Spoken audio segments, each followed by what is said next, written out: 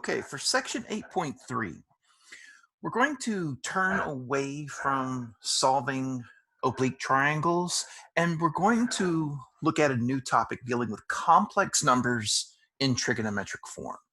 Now, when you were taking an algebra class, you saw that complex numbers were of the form a plus bi, where a is what we call the real part, and b is the imaginary part.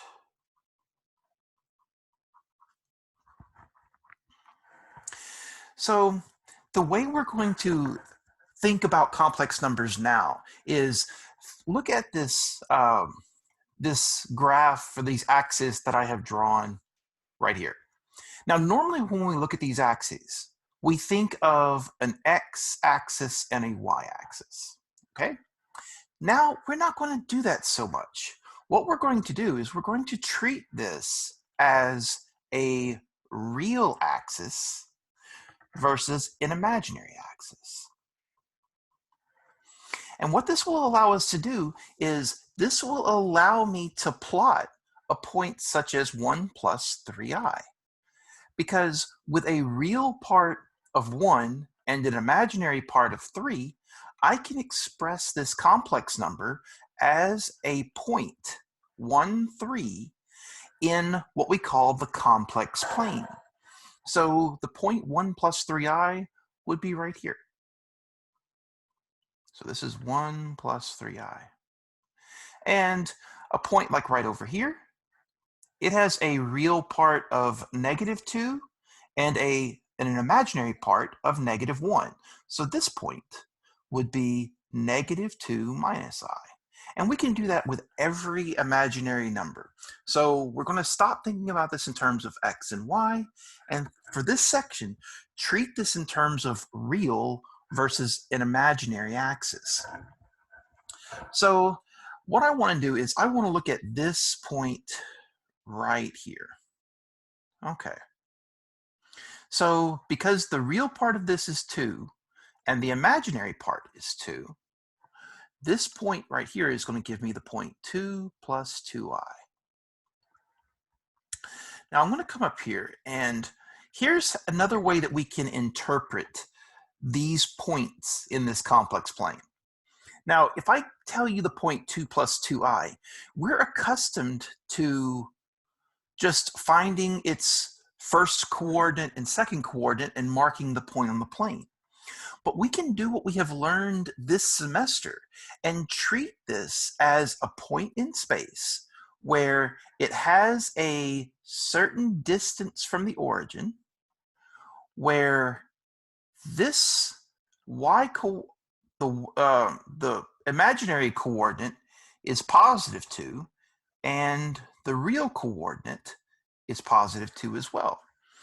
So what that's going to give me is, this point will give me some distance away from the origin, and I can think about this red line as a terminal side of an angle in standard position.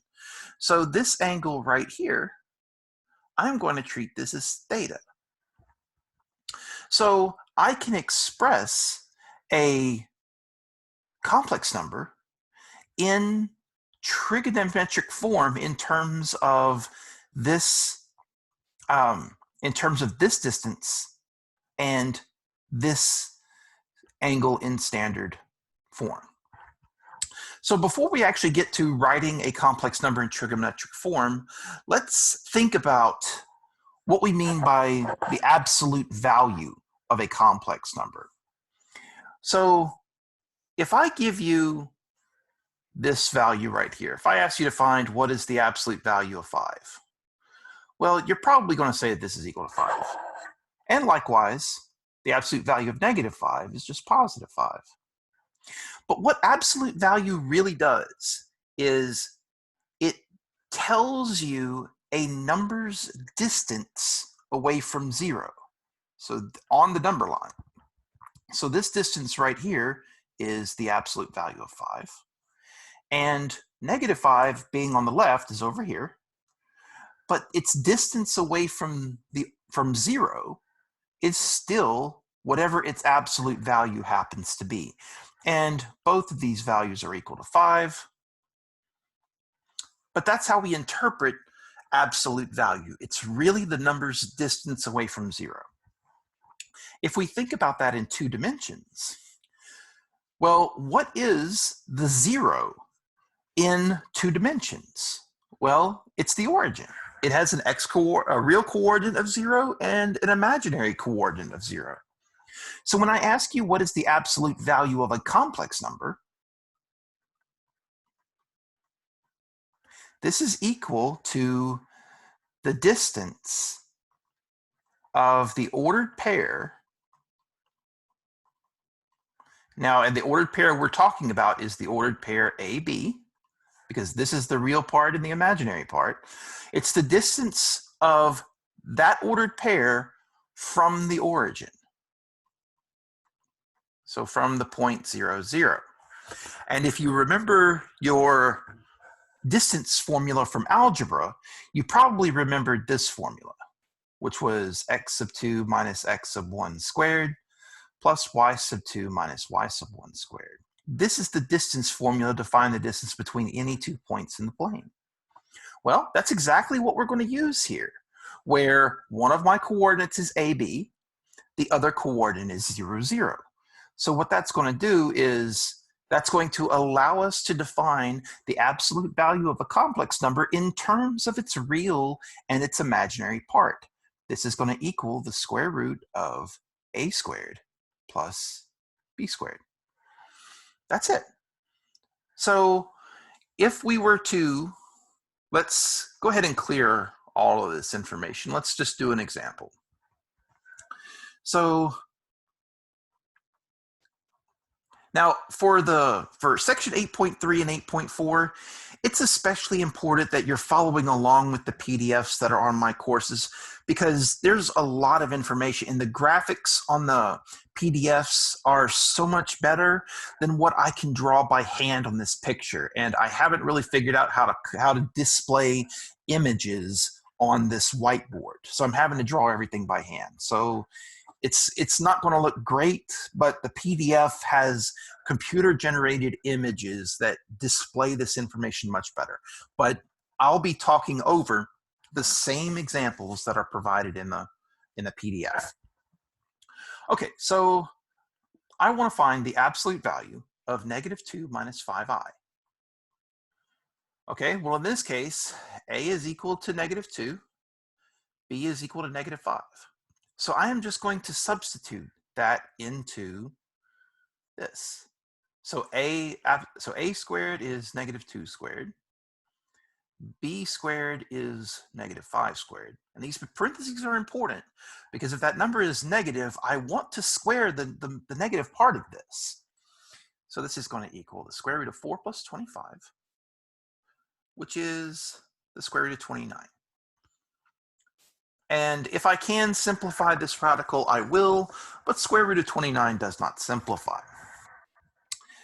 Likewise, if I tried same kind of problem, absolute value of 6 plus 3i, this is, I'm going to take square root of the real part, 6 squared, plus the imaginary part, 3 squared.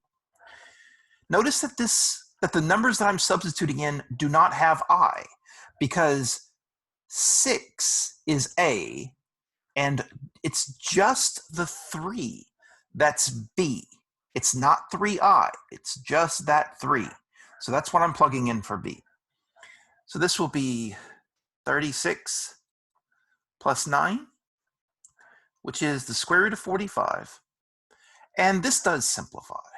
It simplifies into 3 square root of 5. So that's how we can find the absolute value of any complex number. And because we're squaring these coordinates, we are guaranteed that when we take the principal square root of this sum, we are going to get a number that's either positive or 0. And that's exactly what you would expect from the absolute value of a number.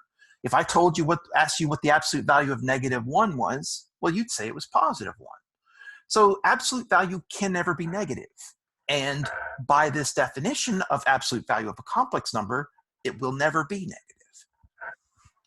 So now that we have a way of finding the absolute value, by the way, this number right here, that is R from that picture that I've already cleared.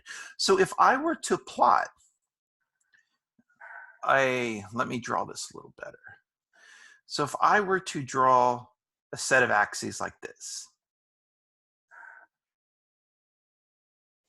where would the point 6 plus 3i lie? Well, it would have a real part of 6, 3, 4, 5, 6, and an imaginary part of 3. So here is 6 plus 3i on the complex plane. But this distance right here, I guess I could do that better. This distance, that is 3 square root of 5 now. We've been able to find that just by using the definition of what absolute value of a complex number is. It's that point's distance away from 0 in the complex plane. So now let's turn our attention to expressing the point or the complex number 6 plus 3i in trigonometric form in terms of this distance r and this angle theta. Now, we've already done problems of this type back in chapter 6, where if I give you a point in rectangular form to give its trigonometric form, that's exactly what we're doing here now, only we're applying it to complex numbers now, but the procedure is exactly the same. So let me clear this, show how we define complex numbers in trigonometric form, and then work a couple of examples. Okay, so we're starting with a complex number of the form a plus bi. So we're going to define the trigonometric form of a complex number in terms of this. So we're going to have this is equal to r, oops, not times. Not equals, r times cosine of theta plus I sine of theta, where r is the absolute value of this complex number, and theta is the angle that the terminal side forms with the positive real axis. So let's look at an example. So we're not deriving this expression. We're just defining, saying that this expression, this left-hand side is what we call standard form. And on the right, this is trigonometric form.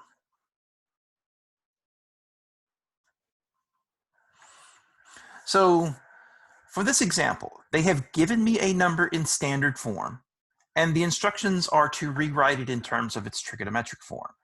In order to do this, I have to know r and I have to know theta. Those are the two pieces of information that I need to find. And once I know them, I'm just going to plug them into their correct places. So how do we find r? Well, r is the absolute value of your complex number. So we want the absolute value of 1 minus I. So this is equal to the square root of 1 squared plus negative 1 squared, which is equal to the square root of 2. Okay, so that's r. So we have the first number. Now we've got to figure out what theta is. Here's how we do that. So cosine. So let me draw a quick picture. Now this is not staying up here.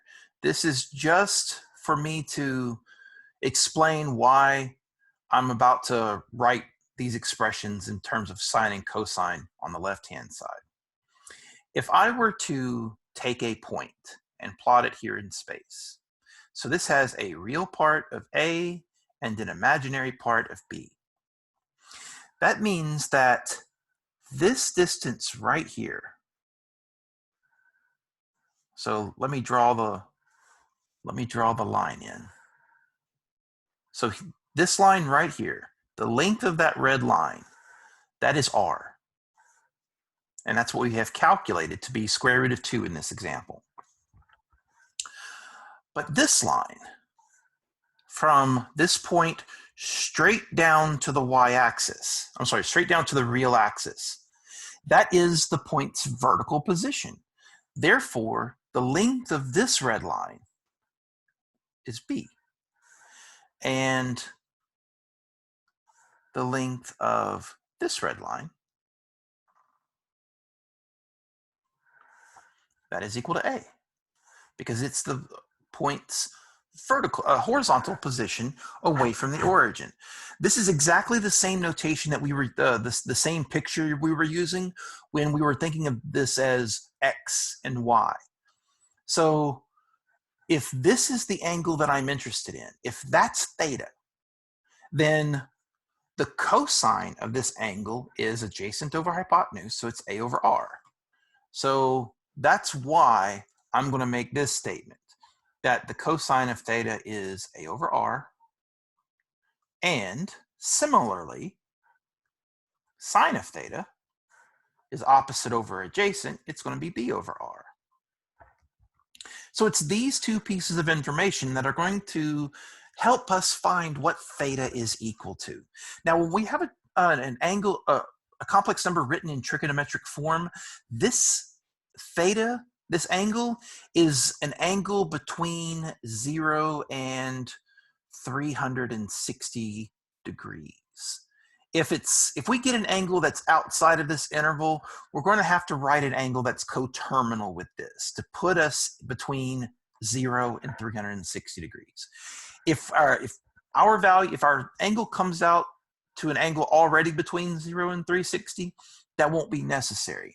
The reason I mention this is because there are some problems later in this video that will need to use coterminal angles, but it won't always be necessary. So let's think about this in terms of this particular problem. A is equal to 1, B is equal to negative 1. So that means cosine of theta is 1 over whatever r was, which is square root of 2. And this is equal to square root of 2 over 2. But just by rationalizing the denominator. For sine of theta, this is negative 1 over square root of 2, which is negative square root of 2 over 2. Now, look at the signs of cosine of theta and sine of theta. This number right here, this is positive. This number right here is negative. Now think about it for a moment, and before I tell you where theta, what quadrant theta is, ask yourself what quadrant has cosine being positive but sine being negative. Well, that only occurs in one quadrant. You've got to be in quadrant 4. So let me clear this little picture. Well, let me leave it here because it's enough for me to explain what I'm about to say. If I look at this number right here, 1 minus I, this has a real part of 1, so 1 might be right here. Well, negative 1, because it's the imaginary part, is right there. So in this particular problem, this point right there, that is 1 minus I. And notice what quadrant we're in. We're in quadrant 4. That's exactly the conclusion that we came to by looking at whether the sine or cosine was positive or negative. Okay, so now square root of 2 over 2, this is a number that you should be familiar with, because if you've used the unit circle enough, you'll notice that those numbers show up a lot. Positive square root of 2 over 2 and negative square root of 2 over 2. So go to your unit circle, look at quadrant 4, and you're looking for an angle whose cosine is square root of 2 over 2 and whose sine is negative square root of 2 over 2. That only occurs at one place, at 315 degrees. Now, I think for every problem that I work in section 8.3, I'm going to be expressing my angle in terms of degrees. You can express your answer in terms of radians. It is not wrong to do so. But for some of the operations that we're about to be doing later on in the video, working with the problem in degrees is just a little easier to get our hands on than working it in radians. But there's not one that's more right than the other. So now I know R right there, and now I know theta. Those were the two pieces of information that I needed to know. So I can express my answer now. So the original number in standard form was 1 minus I. Now this says that my trigonometric form is square root of 2 times cosine of 315 degrees plus I sine of 315 degrees. That is our answer. I do not need to distribute the square root of 2. I don't need to simplify this anymore. I'm just going to leave it exactly like this. That is my answer to this problem. Okay, so let's try another one. So for this problem, same instructions, just I've changed the complex number that we're working with. So A is equal to square root of 3 and B is equal to 1. So I need to find R, I need to find theta. So we're going to start by taking the absolute value, of square root of 3 plus I. By definition, this is equal to the square root of A squared plus B squared. So this ends up being the square root of 3 plus 1, which is the square root of 4, which is equal to 2. So there is R. Theta, let's do exactly the same thing we did for the last problem. Cosine of theta is A over R. So this is square root of 3 over 2. Sine of theta is equal to B over R, which is 1 over 2. And just like in the last problem, square root of 3 over 2 and 1/2, those are numbers that show up in the unit circle a lot. So really be taking advantage of the unit circle to help you for these problems. Now, that's not to say that every complex number will have an angle that happens to be an angle on the unit circle. But when they're introducing you to this material, they're going to start by giving you simple angles to work with, angles you're familiar with, which that usually occurs on the unit circle. So cosine and sine are both positive. That means we're dealing with a quadrant 1 angle. So I'm looking in quadrant 1 for an angle that has has cosine of square root of 3 over 2 and sine of 1/2. This occurs at pi over 6.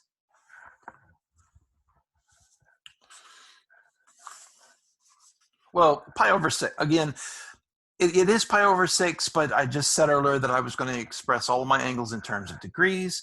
So this is going to be a 30-degree angle. So now that I have R and I have theta, I'm just going to plug my numbers in. So I am able to say that square root of 3 plus I, this is equal to R cosine theta plus I sine theta. And we're done. That is our answer. Now, in the next example that we're about to do, we're going to go in the other direction.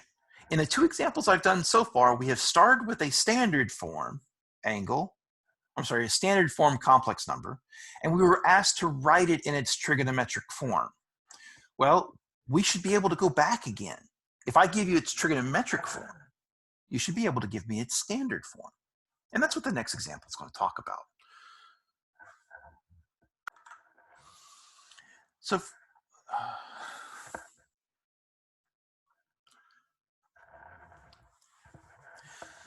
So for this problem, we're being asked to find a standard notation expression for this trigonometric form. Now I know that the angles are written in terms of radians. This is just how the problem was written when I took it out of the book. But when we use trigonometric form in this section, at least for the problems that you're going to be working in your homework, the vast majority of the time these angles are going to be expressed in terms of degrees. But it is not wrong to have them expressed in terms of radians. Okay, so if I wanted to simplify this, well, you go to your unit circle and pi over 3 is there. So what is cosine of pi over 3? Well, if you look it up, if you got your unit circle in front of you, and you should have, I should say, then cosine of pi over 3, that's equal to 1/2 plus I times whatever sine of pi over 3 is, which is square root of 3 over 2. And now I just need to multiply this out. So 5 times 1/2 is 5 over 2 plus, now 5 times this expression, that's going to multiply by this fraction. And I'm going to get 5 square root of 3 over 2. And then I have the I that I'm just going to put off to the side. It does not matter if the I is written in front or behind this fraction. You get exactly the same thing. But now it's written in the form of A plus BI. And I can see exactly what A and what B is equal to. So for standard notation, there's no, for the most part, if the angle is on the unit circle, there's not even really any formulas you've got to apply. It's just pull the numbers from the unit circle and then multiply them by whatever R is equal to. So going from trigonometric form to standard form is usually pretty quick. It's going the other direction where you've got to be concerned, okay, which quadrant am I in? And then look up the right angle. Okay, what you see now is the process for multiplying and dividing two complex numbers together. And I know it's a lot to take in at once, but let's just look at what this says. We have two complex numbers right here. Let's just look at the multiplication line. So here is one of my complex numbers written in trig form. Here is the other one written in trig form. I want to multiply these two together. What this says is take the absolute values of the two complex numbers and multiply them together. And then the angle that goes into sine and cosine is just the sum of the angles that you started with over here. And the only difference between the multiplication and division line is instead of multiplying the absolute values, you divide the absolute value from the numerator divided by the absolute value from the denominator. And instead of adding the angles together, you take the angle from the numerator and you subtract the angle from the denominator. So let's just actually look at this example. So I want to perform this division. Well, this is R1. 12, so R1 is equal to 12, R2 is equal to 3. So R1 divided by R2, this is going to be 12 divided by 3 times cosine of, I'm going to take the angle from the numerator, 48 degrees, and I'm going to subtract out the angle from the denominator. And I'm going to do that with sine as well. All I'm doing is fitting the numbers into the right places. I just have to know this expression for multiplication and this expression for division. So this will be sine of 48 degrees minus 6 degrees. So simplifying this as much as I can, I'm going to get, well, 12 divided by 3 is 4. 48 minus 6 is 42. So my answer is 4 times the cosine of 42 degrees plus I sine of 42 degrees. I'm not going to simplify this anymore. I don't have to. I'm going to leave it just like this. This next example is doing a product instead of a quotient. So I'm multiplying these two complex numbers in trig form together. R1 is equal to 5. R2 is equal to 2. The two angles that I am working with are pi over 3 and pi over 4. So if I substitute that in, this tells me I want to take the product of the absolute values. So I'm going to take 5 times 2. And I want to add the two angles together. So I'm going to have cosine of pi over 3 plus pi over 4 plus I sine of pi over 3 plus pi over 4. And I do need to simplify this because I can take this product and I can add these fractions together. So 5 times 2 is 10 times cosine. Now, before I write it down, square root of 3, I'm sorry, not square root, pi over 3 plus pi over 4. I need to get common denominator for this, and the common denominator is going to be 12. So verify for yourself that pi over 3 plus pi over 4 is 7 pi over 12. It is not like 2 pi over 7. You don't add the numerators and denominators when the denominators are different. You have to get common denominator first and then add the numerators together. So the pi over 3 plus pi over 4 is 7 pi over 12. And I sine of that same angle, 7 pi over 12. That is my answer. I'm just going to leave it like that. I'm not going to simplify it anymore.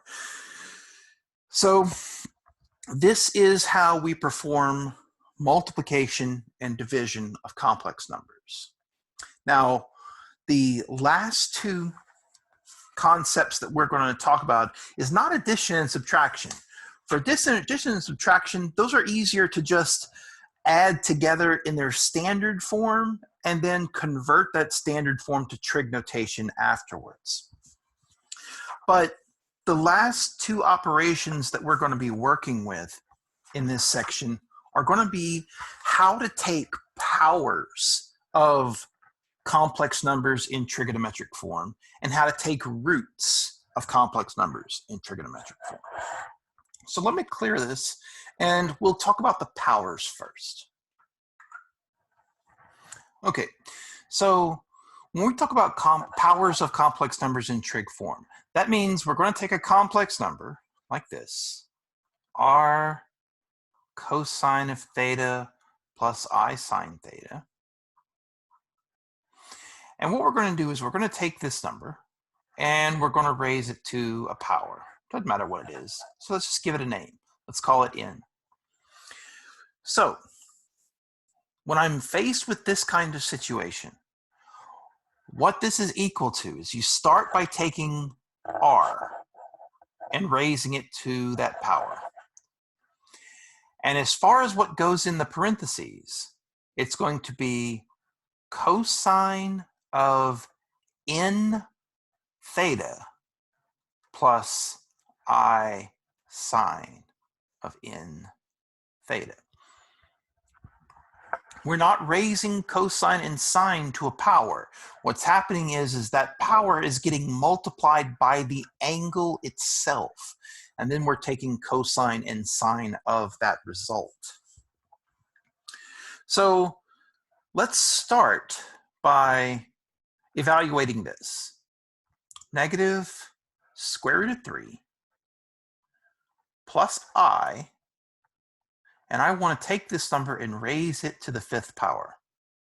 So in this problem, n is equal to 5.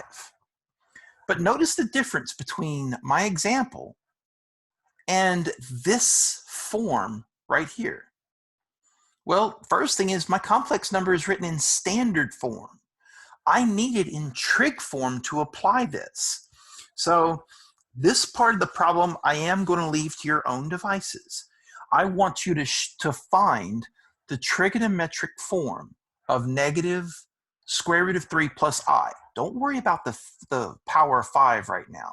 Just what is this expression written in trigonometric form? And I'll give you a moment. Well, pause the video and figure that out for yourself before I write it down. So this comes out to 2 times the cosine of 150 degrees plus I sine of 150 degrees. And I'm taking all of this and I'm raising it to the 5th power, but I had to convert from standard to trig form first. Now that I have done that, I can apply this rule to it.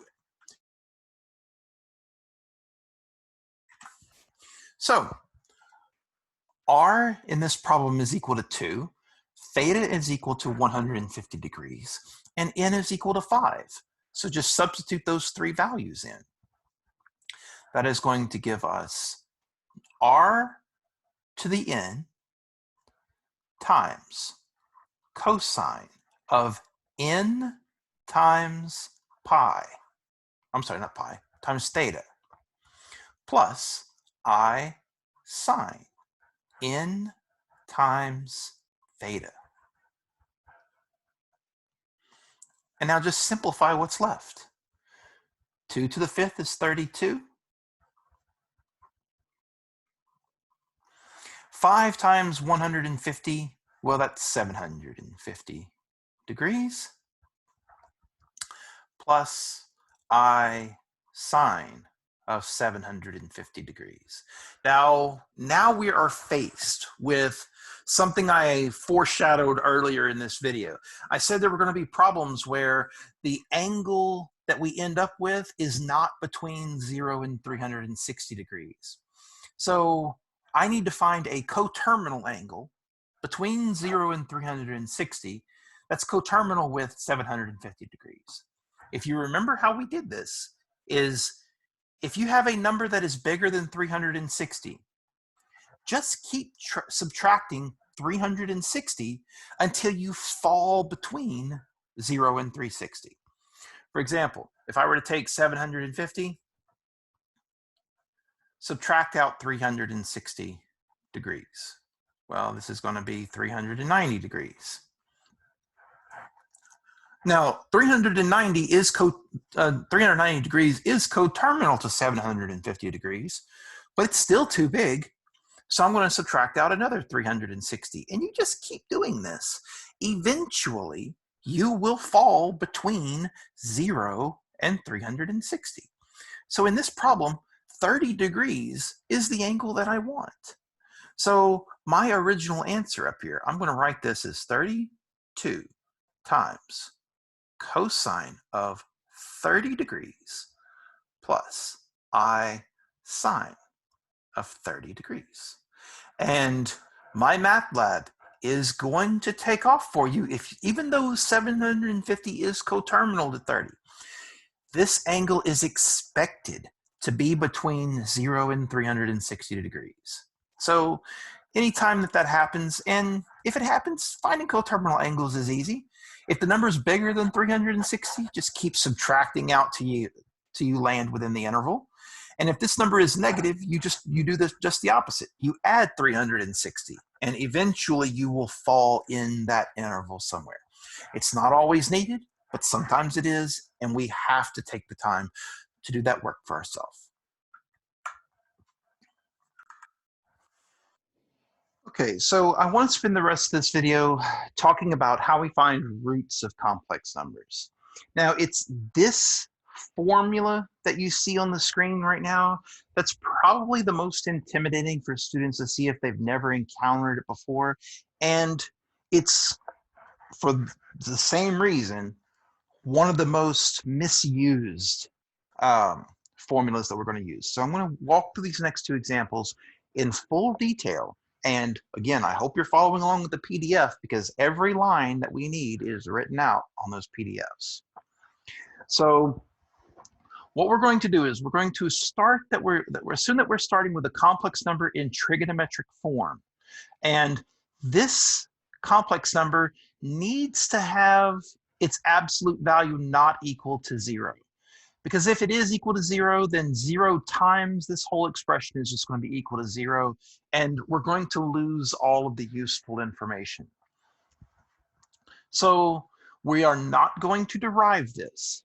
We're just saying that if you want to find the nth roots of a complex number, this is how you do it. And I should say this is for k equal to, let me move that. This is for k equal to 0, starting at 0, then you count up to 1, 2, and then you don't stop until you get to n minus 1, which is 1 less than the root you're trying to take. We're going to talk about that in detail for these next couple of problems. So when I take when I want to find the square roots of a number, the thing about finding roots is if you're asked to find square roots of a complex number, there are always 2 of them. And if you're asked to find cube roots, there are 3 cube roots of a complex number. There are 8 eighth roots of a complex number. So the way we're going to work this problem is we know that we're looking for 2 answers because we're talking about square roots and n is equal to 2. So I'm going to come up here, and the first thing I have to do is convert my complex number to trigonometric form. So I am going to start there. So I'm going to assume that you're going to do this work on your own and verify that this is true. So 2 minus, 2 square root of 2 minus 2 square root of 2i. You should be doing this as soon as I write this down. In fact, pause it now and you work it out and verify that what I'm about to write down is indeed true. Okay, so this is equal to 4 cosine of 315 degrees plus I sine of 315 degrees. Okay, so now we have our number in trigonometric form. So here is r, here is theta, this is n. Now the only number that's going to change in this expression is what k is. And we're going to start by letting k equal to 0, see what number we get. Then let k equal to 1 and see what number we get. So let's evaluate, let's not worry about k right now. Let's just plug r, theta, and n into this expression.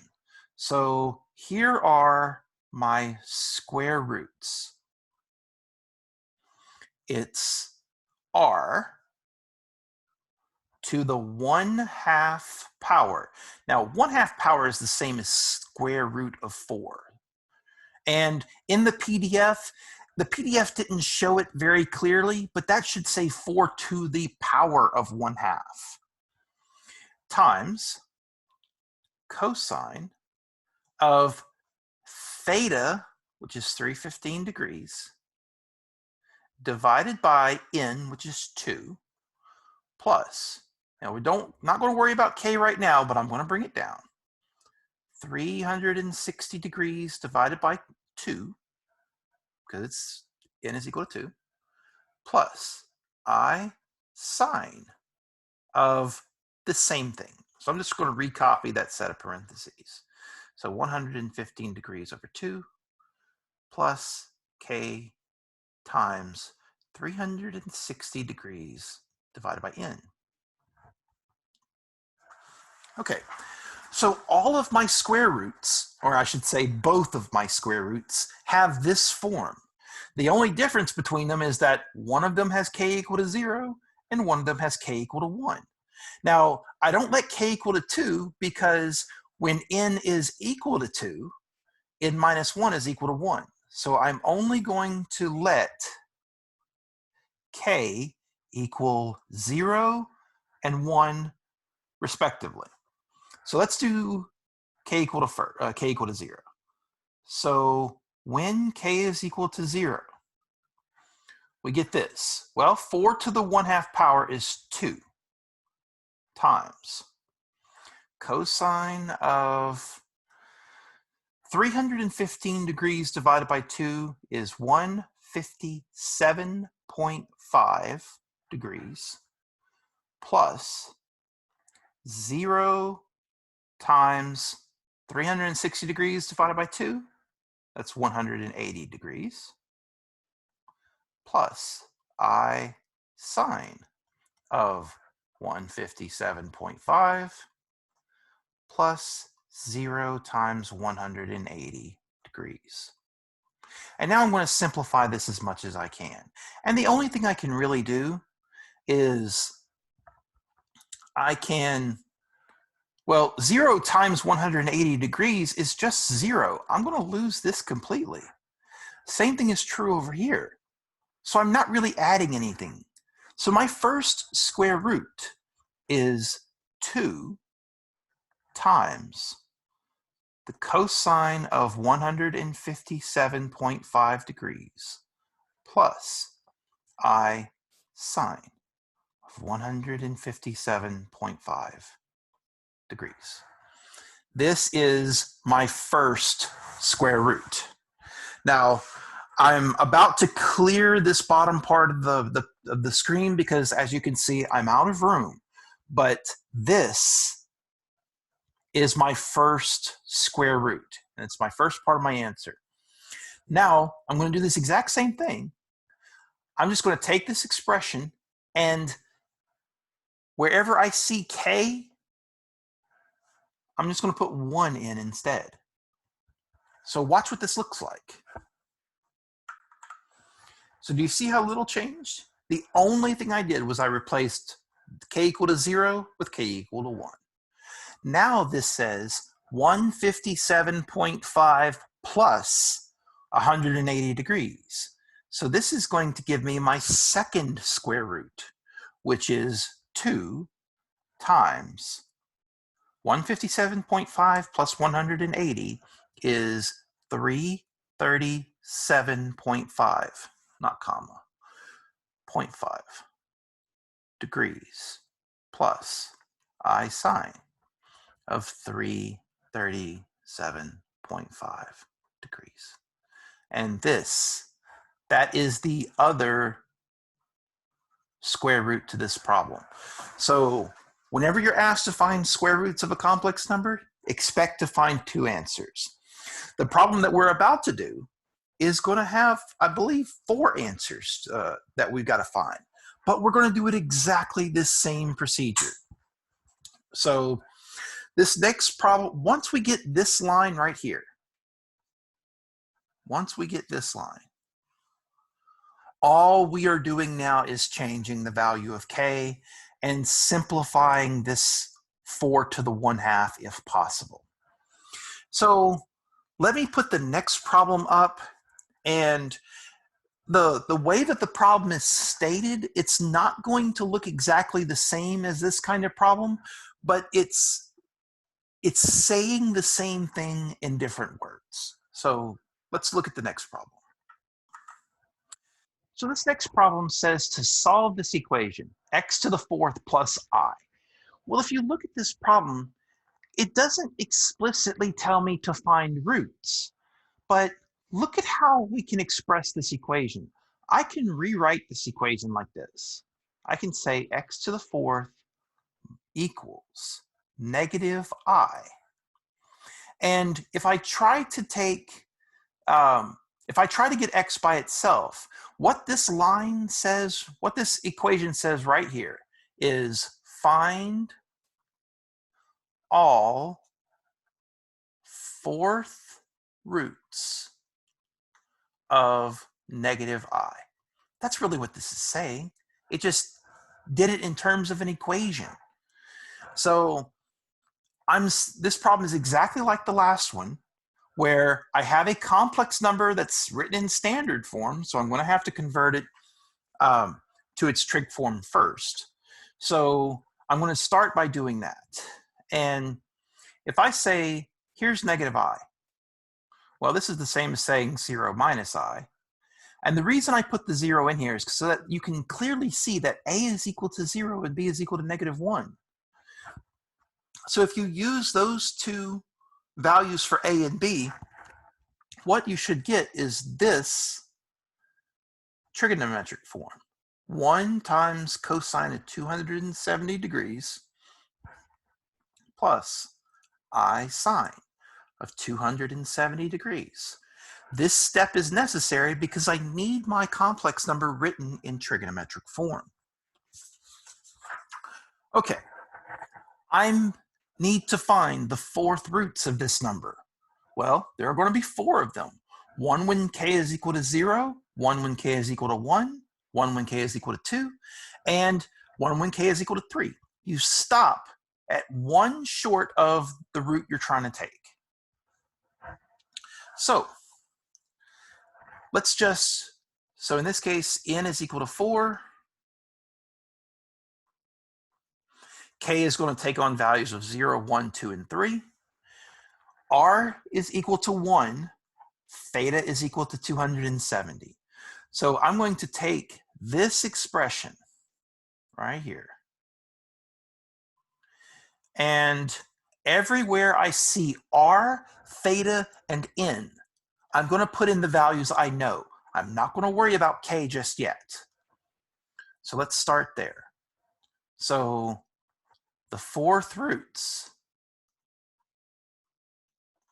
of -I have this form.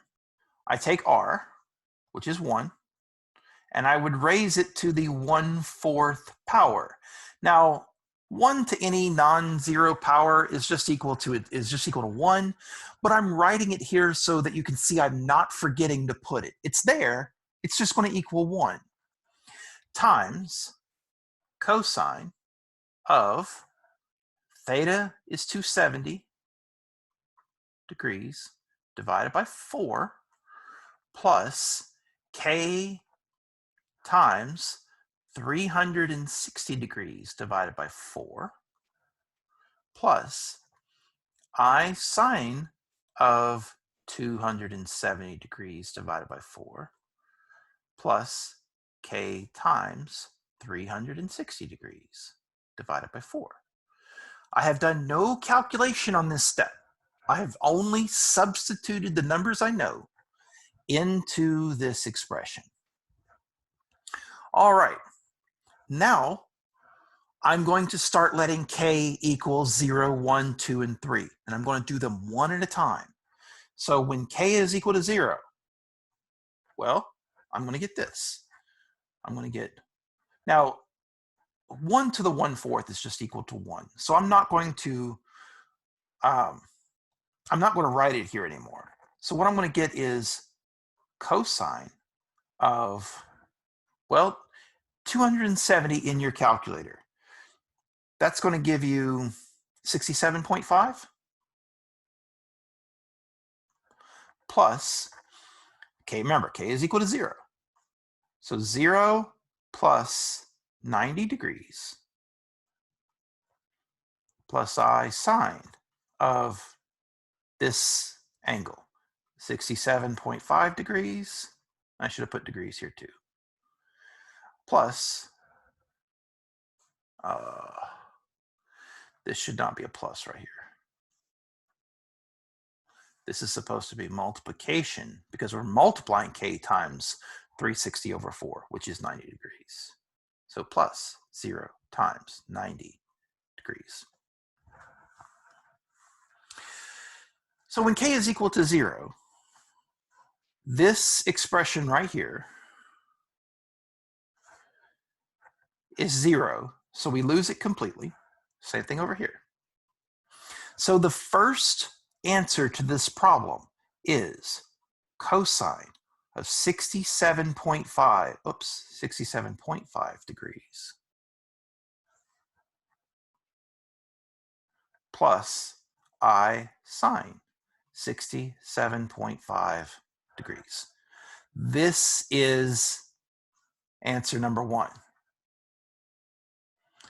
So just like in the last problem, I'm going to clear this bottom line so I have time to write. But remember, we have the first of the four fourth roots listed here now. So let's go find the second fourth root. So the second fourth root is going to occur when k is equal to 1. So I have substituted, instead of 0, I've got 1 here, and I've got 1 over here. Everything else stays the same. So now I'm going to evaluate this. So, and you can use your calculator for this. 67.5 plus 90 degrees, that is 157.5 degrees, plus I sine of 157.5 degrees. This is fourth root number 2. We've got 2 more to find.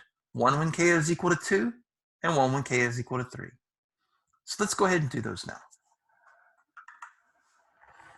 So the third fourth root is going to have 67.5 degrees plus 2 times 90 degrees.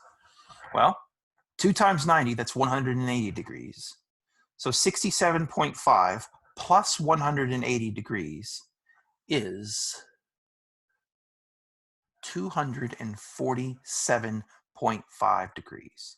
So this is going to be cosine of 247.5 degrees plus I sine of 247.5.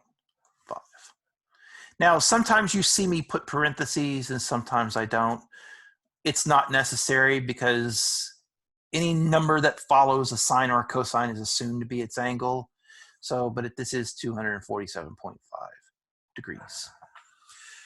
Now, there is a 1 sitting right here in front of these parentheses. But, I mean, 1 to the 1/4 power is just equal to 1. That's where that went. But if you take a number and multiply it by 1, you're not changing it. So that's why you don't see it in this last line. I have one more value, one more fourth root to find, and that's when k is equal to 3. So let's take a look at that now. I just realized a moment ago that I didn't put a 2 right here when I was finding the fourth root when k was equal to 2, but it really should have been there before I cleared the last expression. So the last fourth root is going to occur when k is equal to 3. So I'm going to put a 3 here and a 3 here. Nothing else changes. So now, instead of adding 270 instead of adding 180 degrees like we did for the last square root, we're going to add 270.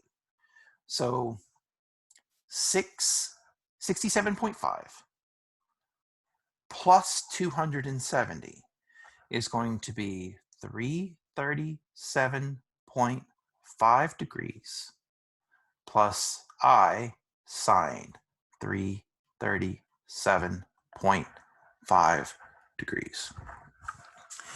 Now, we could work this problem like if I wanted to find the 10th roots or the 20th roots of a complex number, I could do that.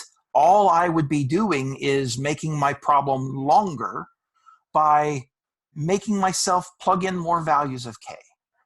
So this value right here marks the last of the 4 fourth roots, and that will satisfy what this equation is asking us right here.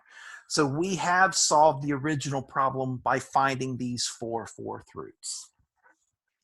So this video is significantly longer than the ones that have come before, because now this is something a little different. We're introducing complex numbers in terms of their trigonometric form. So refer to the PDF for anything that you've missed. Go back and rewatch the video if you want to see the explanation again, and reach out to me if you have any questions. I want to hear from you. Okay, good luck.